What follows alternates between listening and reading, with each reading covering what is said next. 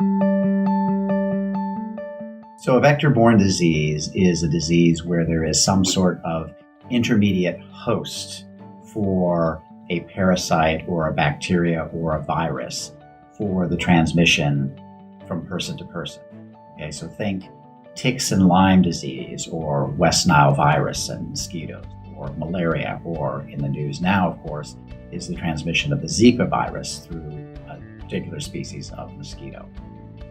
Vector-borne diseases overall make up nearly 20% of all infectious. So it is a huge way in which people are infected with some of the most debilitating and diseases that we face in public health, both in terms of mortality and morbidity.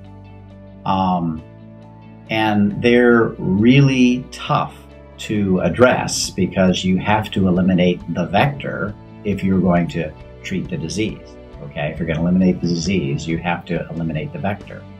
With vector control for Zika, the situation is much less clear.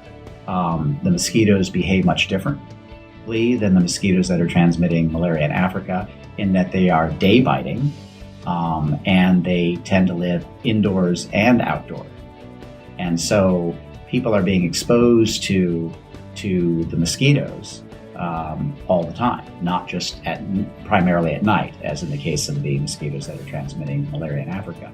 Here at Abt Associates, we have for the last 5 years been PMI's implementing partner for indoor residual spraying in Africa. So we've been working in about 14 countries total to actually carry out indoor residual spraying, IRS campaigns, and also doing entomological monitoring, which is an important part of vector control because you have to know whether your efforts are in fact reducing the types of mosquitoes that are transmitting malaria in this case.